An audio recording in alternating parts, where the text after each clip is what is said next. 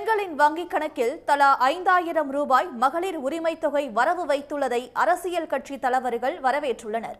மேலும் மகளிர் உரிமை தொகை 2000 ரூபாயாக உயர்த்தப்படும் என்ற முதலமைச்சரின் அறிவிப்பை வெகுவாக பாராட்டியுள்ளனர்.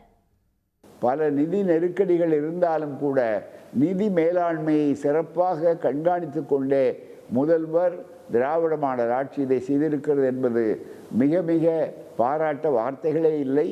அவ்வளவு சிறப்பானது. மகளிர் உள்ளமெல்லாம் நிச்சயம் குளிரும் என்பது மட்டுமல்ல, அதைவிட அதற்கு மேலும் மெருகூட்டக்கூடியதும் சிறப்பாக மகிழத்தக்கதுமானது. மீண்டும் இந்த ஆட்சி வந்தால் 1000 ரூபாய் என்பது 2000 ரூபாயாக ஆகும், அதிகப்படுத்தி கொடுப்போம் என்று அவர்கள் அறிவித்திருப்பது மகளிர் உலகத்திற்கு மேலும் தன்னம்பிக்கையும் தன்னிறைவையும் செய்வதற்கு மிகப்பெரிய அளவுக்கு துணை செல்லும். பாராட்ட வார்த்தைகளே இல்லை.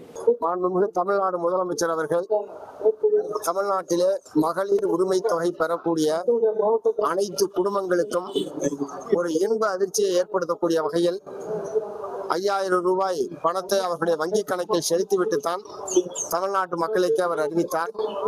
உண்மையிலேயே முற்றிலும் யாருமே எதிர்பாராத ஒரு நல்ல அறிவிப்பை, நல்ல செயலை நம்முடைய மாண்புமிகு முதலமைச்சர் அவர்கள் செய்திருக்கிறார்.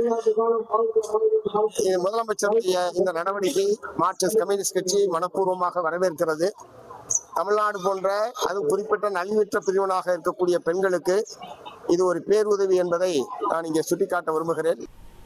தேர்தலை ஒட்டி இந்த உரிமை தொகையை வழங்க விடாமல் தடுக்க வேண்டும் என்று சிலர் நீதிமன்றத்தை அணுகியிருக்கிற சூழலில் அதற்கு எந்த தடையும் நேர்ந்துவிடக்கூடாது, மகளிருக்கு இந்த உதவித்தொகை உரிமை தொகை போய் சேர வேண்டும் என்கிற அடிப்படையில் 3 மாதங்களுக்கு தலா 1000 என்றும்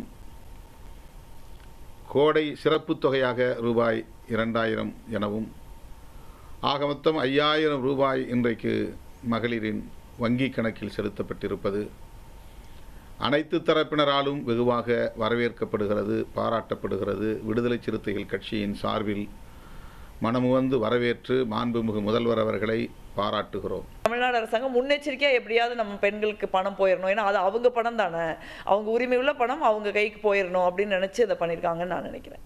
தேர்தல் நேரத்தில் இது போன்ற அறிவிப்பு வெளியானதற்கு பல்வேறு குற்றச்சாட்டுகளை எதிர்க்கட்சிகள் சொல்றாங்க.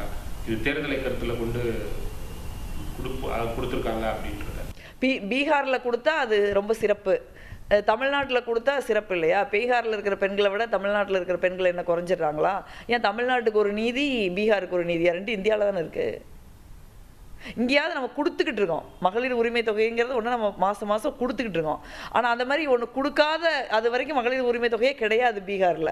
ஆனால் தேர்தலுக்காக பாஜக அதை அறிவிக்கிறாங்க. இங்கே நம்ம மாதம் மாதம் கொடுத்துக்கிட்டு இருக்கோம். பாஜகவுடைய சதியினால் அது மக்களுக்கு கிடைக்காம போயிடக்கூடாது அப்படின்னு ஒரு முன்னெச்சரிக்கை நடவடிக்கையாக தானே கொடுக்குறாங்க. இதில் தேர்தல் இல்லைன்னு சொல்கிறதுக்கு என்ன இருக்குது? தேர்தல் இருந்தாலும் இல்லைனாலும் அது மக்களுக்கு போய் சேர வேண்டிய பணம் தானே, அதை முன்னாடியே கொடுக்கறதுனால என்ன பிரச்சனை?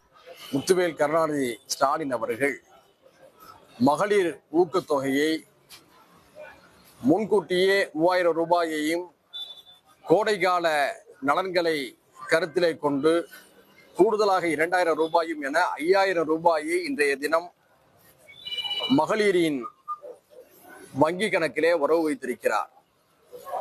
ஒரு உற்சாகத்தை தரக்கூடிய இந்த அறிவிப்பு இன்று மிகப்பெரிய பேசும் பொருளாகி இருக்கிறது.